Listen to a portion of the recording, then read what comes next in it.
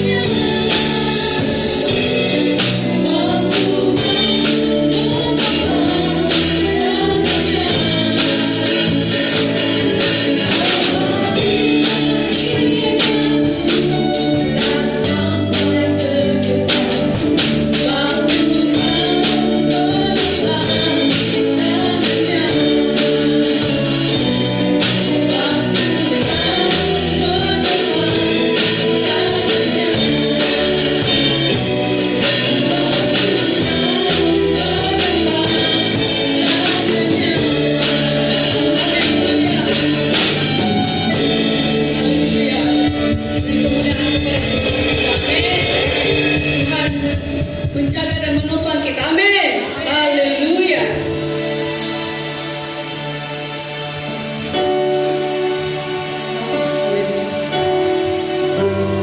Engkaulah Tuhan kami, Engkaulah Raja kami, Engkaulah yang termulia di dunia dan di surga.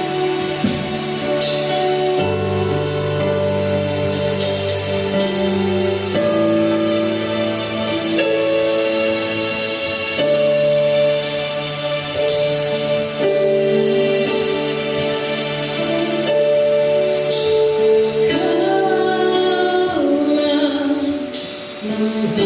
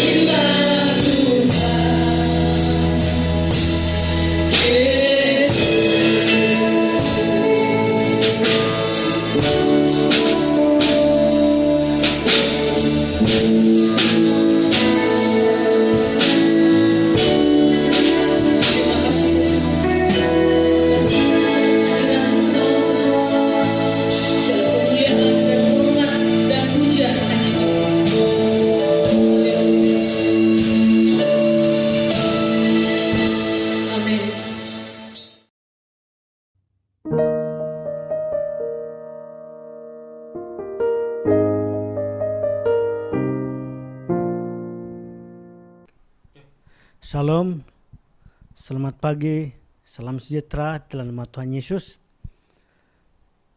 Saudara-saudari yang saya kasih dalam Tuhan, pertama-tama saya ingin mengucapkan terima kasih kepada pihak kepemimpinan gereja ini karena telah mengundang saya untuk berkongsi firman Tuhan pada kesempatan ini. Pada pagi ini saya ingin berkongsi tentang satu ayat atau satu firman Tuhan yang diulang-ulang dan saya rasa sangat penting untuk kita sebagai anak-anak Tuhan ketahui, yaitu takut akan Tuhan. Pada kesempatan ini saya ingin membaca beberapa petikan.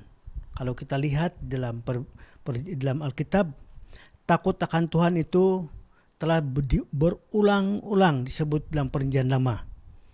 Di dalam bahasa Inggris dia dikatakan the fear of God.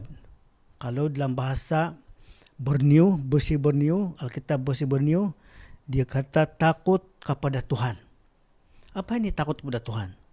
Bila kita membaca kitab Amsal, takut akan Tuhan itu ditekan sampai 17 kali ataupun 17 ayat yang menekan supaya anak-anak Tuhan pada masa itu ada perasaan takut akan Tuhan. Jadi pada kesempatan ini saya tidak mau dapat mengurai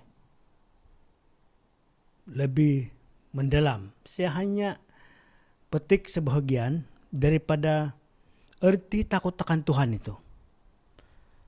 Dan sebelum itu saya ingin berkongsi sedikit pengalaman hidup. Kenapa saya terdorong untuk berkongsi mengenai firman Tuhan ini. Kita terima Tuhan awal tahun 74, semasa umur saya masih 14 tahun, saya sudah kenal Tuhan. Secara pendek cerita, pada masa itu setelah mengenal Tuhan, banyak perkara. Saya ingat semua kita dapat telah melalui. Pada mula kenal Tuhan, banyak kejadian-kejadian yang aneh yang membuat kita meyakin dan membuat kita lebih yakin kepada iman Kristen kita. Pada mulanya kita rasa bila kita berdoa Tuhan itu dekat. Bila kita sakit, kita berdoa di sana dia. Terus Tuhan menjawab. Tuhan memberi petunjuk dengan cara kita mimpi. Kadang kita dengar suara Tuhan lagi. Dan itulah saya ingat yang dikatakan cinta pandang pertama. Karena pada mulanya itu saya ingat pengalaman saya pada masa itu begitulah. Dan bila saya membaca firman Tuhan asal saya duduk membaca firman Tuhan itu manis. Dia asal kau duduk, kau rasa tidak mau berhenti untuk membaca firman Tuhan. Tapi setelah beberapa lama, setelah dalam alam pekerjaan, sudah beberapa tahun, ada masa bila kita berdoa, macam doa kita tidak sampai kepada Tuhan. Bila kita membaca firman Tuhan itu macam baca news saja. Tiada sudah kemanisan seperti yang mula-mula kita kenal Tuhan. Dan oleh karena itu saya merasa heran apa yang menyebabkan ini. Saya ingat perkara ini sama berlaku kepada anak-anak Tuhan dimanapun, terutama anak-anak pemimpin gereja, orang-orang yang sudah lama bersama Tuhan. Bila mereka merasa kering, apa penyebab dia? Dari sana saya mulai bertanya, Tuhan, kenapa? Saya bertanya kepada Tuhan, apa sebab? Dulu apabila saya mendoakan orang sakit, orang itu terus sembuh. Dulu saya berdoa, saya rasa Tuhan itu bersebelahan saja. Tetapi sekarang apabila saya berdoa, macam Tuhan itu jauh. Apabila mendoakan orang sakit, tiada apa-apa yang terjadi. Merasa kering. Saya untuk lumayan saudara-saudara, saya mengalami ini, kekeringan ini sampai 6 tahun. Dari tahun 86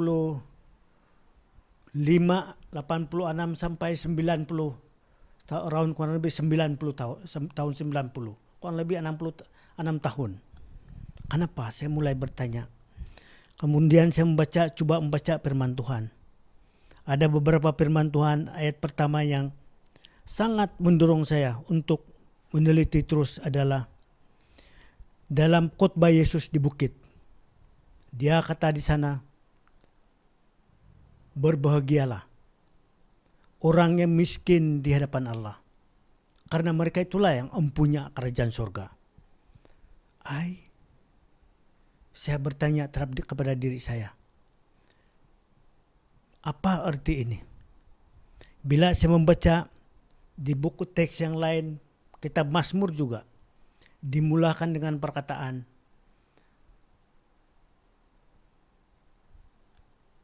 berbahagialah orang yang kesukaannya adalah merenung, membaca firman Tuhan, Taurat Tuhan. Dia adalah seperti pohon yang tumbuh dengan dekat aliran air. Apa saja yang dia lakukan, perbuat akan berhasil. Jadi ayat ini saya renung dengan teliti. Kenapa? Apa itu? Dan suatu ketika, sekali saya sadar, apabila saya dalam suatu ketika saya sadar, kenapa ini? Dulu yang perbuatan-perbuatan yang saya rasa jijik, untuk menyebut pun rasa jijik, tetapi pada masa itu seakan-akan tidak apa-apa. Tuhan terus membawa saya dan membuat saya membaca firman Tuhan sekali lagi. Saya coba membaca di dalam kitab Amsal dan saya temui satu kebenaran firman Tuhan. Di dalam firman Tuhan ini disebut tentang takut akan Tuhan. Apa ini takut akan Tuhan? Kalau kita baca dalam kitab Amsal 17 ayat yang menekan apa itu takut akan Tuhan. Sebahagiannya adalah dia katakan dalam Amsal pasal 1 ayat 7. Takut akan Tuhan adalah permulaan pengetahuan, tetapi orang bodoh menghina hikmat dan didikan. Begitu juga dalam Mazmur pasal 111 ayat 10 dia katakan permulaan hikmat adalah takut akan Tuhan. Semua orang yang melakukannya berakal budi. Yang baik puji-pujian kepadanya tetap untuk selamanya.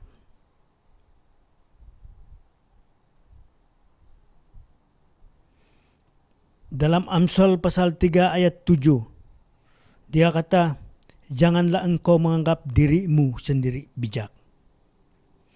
Takut akan Tuhan dan jauhilah kejahatan. Permulaan hikmat adalah takut.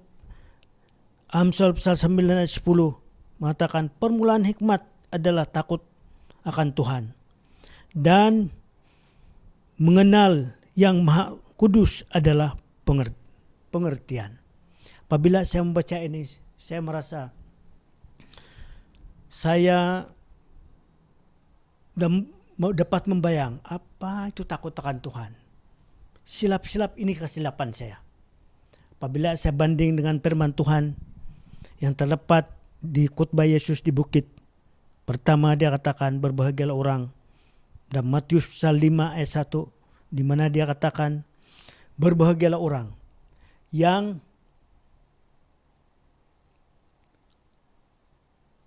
miskin di hadapan Allah. Karena mereka lah yang empunya kerajaan surga. Bila saya banding apa itu takut, apa itu miskin, saya dapat pengertian bahwa miskin dan takut akan Tuhan di sini adalah rasa hormat dan rasa memerlukan Tuhan terus. Baru saya sadar, mengerti bahwa kesilapan saya selama itu adalah saya menganggap diri saya pandai. Karena pada mulanya, karena saya awal terima Tuhan, saya rasa diri saya tidak pernah melakukan dosa yang besar. Saya anak seorang pemimpin sidang. Saya juga tidak pernah melakukan perbuatan-perbuatan yang jahat. Apabila saya melihat orang lain, saya merasa mereka itu rendah ataupun dia tidak baik ataupun kurang baik di hadapan Tuhan. Tidak diberkati. Saya ini diberkati. Maka dari sana saya sadar kesilapan ataupun masalah utama saya adalah saya mula tidak takut akan Tuhan dan merasa sudah cukup. Oleh karena itu, saya datang kepada Tuhan. Saya bilang, Tuhan, adakah Engkau masih mengasihi saya? Bolehkah saya datang kepada Tuhan? Saya merendahkan diri. Coba untuk minta ampun kepada Tuhan. Maaf Tuhan, kata-kata, karena saya ini sudah jauh daripada Engkau. Ampuni saya.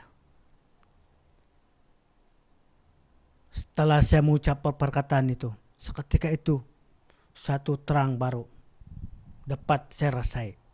Satu suasana, satu kelegaan, kelepasan.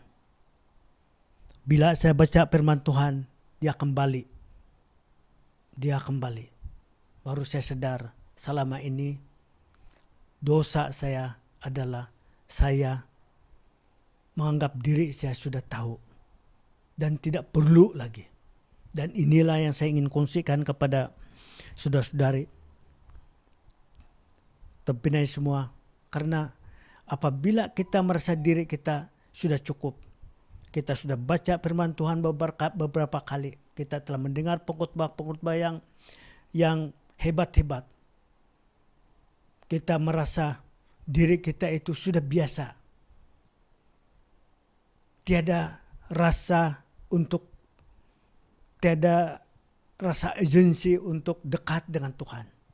Maka itulah permulaan kita jauh daripada Tuhan. Dan disitulah membuat kita tidak sadar kita akan melakukan dosa-dosa yang dulu kita pandang serius. Apabila kita sudah berjalan jauh daripada Tuhan yang tidak dipimpin oleh Tuhan, kita merasa perkara yang dosa itu seperti perkara biasa saja. Dan ini yang saya ingin kongsikan kepada kita.